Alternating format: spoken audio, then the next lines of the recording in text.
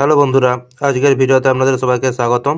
আজ আমি একটি ইন্টারেস্টিং ভিডিও নিয়ে আপনাদের মাঝে হাজির হলাম। আজ আমরা টারমার্কসের কালার এবং টারমার্কসের যে ইন্টারফেসটা এটা আমরা চেঞ্জ করব। তো এটা আমরা কিভাবে করব সেটাই আজকে আমরা এখানে দেখব। আর আপনি যদি না জেনে থাকেন টারমার্কস কি এবং এটি কিভাবে ব্যবহার করতে হয়, তো আপনি আমার চ্যানেলে চলে যান, সেখানে আপনি এই বিষয়ের উপর ভিডিও পেয়ে যাবেন। তো চলুন শুরু করি। প্রথমে আপনি টারমার্কস অ্যাপটি ওপেন করে নেবেন আর তারপরে এখানে লিখবেন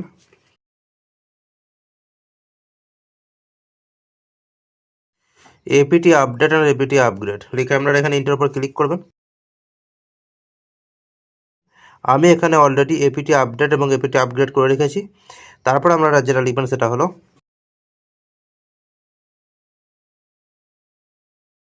তো আপনি এখানে লিখবেন প্যাকেজ ইনস্টল গিট। লিখে আপনি এখানে ইন্টার উপর ক্লিক করবেন। আমি গিট প্যাকেজটিকেও ইনস্টল করে রেখেছি। তো তারপরে আপনি যে কোনো একটা ব্রাউজার এখানে ওপেন করবেন। আমি এখান থেকে ক্রোম ব্রাউজার ওপেন করে নিচ্ছি। তো আপনি এখানে লিখবেন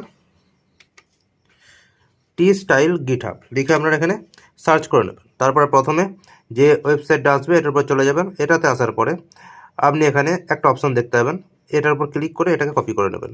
তারপর আপনি টারমার্কসে ব্যাক আসবেন।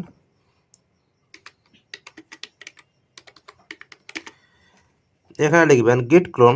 তারপরে আপনি ওই ওয়েবসাইট থেকে যেটা কপি করে এনেছিলেন ওটা এখানে পেস্ট করে ইন্টার উপর ক্লিক করে দেবেন। এটা ইনস্টল হয়ে যাওয়ার পরে আমি এখন স্ক্রিনটাকে করে দেবো ক্লিয়ার, যাতে আপনাদের দেখতে সুবিধা হয়। তো তারপর আপনি এখানে লিখবেন এলএস। এলএস লিখে আপনি ইন্টার করবেন। তো আপনি এখানে দেখতে পাবেন এরকম একটা ফোল্ডার এখানে চলে এসছে। তো আপনি এখানে লিখবেন তারপর সিডি, লিখবেন টি স্টাইল, লিখে ইন্টার উপর ক্লিক করবেন। তারপর লিখবেন এখানে এলএস। এলএস টাইপ করে ইন্টার করবেন। ইন্টার করার পর এখন আপনি এখানে লিখবেন ব্যাস। ব্যাস লিখে আপনি এখানে লিখবেন setup.sh।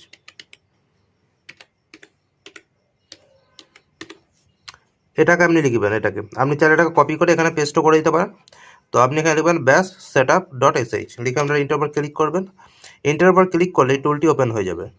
এই টুলটির থেকে আজকে আমরা এখানে টারমার্কসের কালার এবং ইন্টারফেস যেগুলি আছে সেগুলিকে আমরা এখান থেকে চেঞ্জ করতে পারবো এবং নিজেদের পছন্দ মতো আমরা টারমার্কসটাকে সাজাতে পারবো।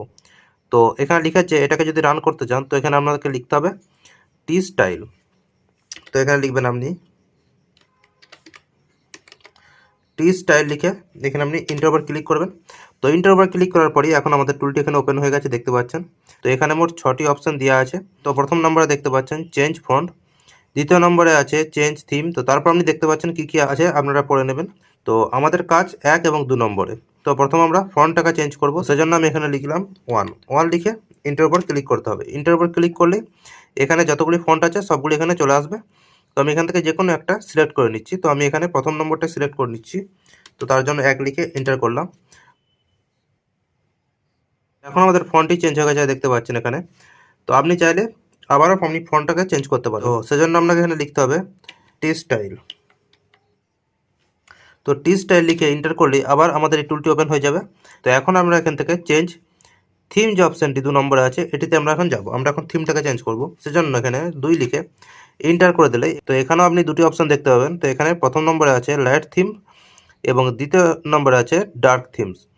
তো আপনি এখান থেকে লাইট থিমস লাগাতে চাইলে 1 নম্বর এখানে লিখে এন্টার উপর ক্লিক করলেই যতগুলো এখানে থিমস আছে তো সবকটা আপনি এখান থেকে দেখতে পাবেন এবং যেটা আপনার দরকার সেটা আপনি নিতে পারেন। আমি এক্সাম্পল আপনাদেরকে দেখানোর জন্য তো 38 নম্বরে যেটা আছে সেটা আমি সিলেক্ট করে নিলাম। তো সিলেক্ট করার পরে আপনি দেখতে পাচ্ছেন আমাদের এখন যে স্ক্রিনটা এটা এখন কীরকমভাবে শো হচ্ছে, এখন এটা লাইট হয়ে গেছে। তো এটা এখন যদি আপনি ফের চেঞ্জ করতে চান তো সেটা আপনি করতে পারবেন। তো তার জন্য আমাদেরকে ফের লিখতে হবে টি স্টাইল এবং তারপরে 2 নম্বর এন্টার করতে হবে এবং এখন আমরা এখানে ডার্ক থিমস এখানে আমরা সিলেক্ট করব। সেই জন্য আমি এখানে 2 লিখে এন্টার করে দিলাম। এখন এখান থেকে যে কোনো একটা এখানে সিলেক্ট করে নিচ্ছি। তো আমি এখান থেকে 50 নম্বরে যেটা আছে সেটা আমি এখানে সিলেক্ট করে নিচ্ছি। তো 50 লিখে আমি এখানে ইন্টার উপর ক্লিক করে দিলাম। তো এখন আমাদের ইন্টারফেসটা অর্থাৎ কালারটা আবার এখানে চেঞ্জ হয়ে গেছে।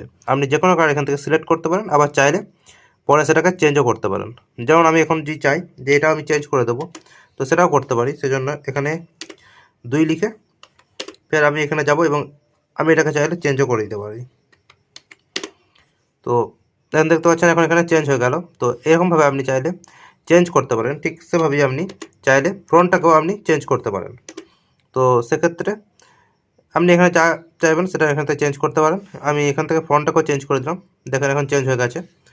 তো দেখতে পাচ্ছেন এখানে চেঞ্জ হয়ে গেছে। তো এখন যদি আপনি এক্সিট হয়ে বাইরে বেরিয়ে চলে যান, তো আমি দেখিয়ে দিচ্ছি তো ফের কীভাবে আপনি এটাকে ওপেন করবেন। তো এটাকে আপনি যতবার চাইবেন এখান থেকে ওপেন করতে, শুধু আপনাকে এখানে লিখতে হবে টি স্টাইল। এটি লিখে আপনারা ইন্টার উপর ক্লিক করলেই এটা অটোমেটিক এখানে ওপেন হয়ে যাবে টুলটি।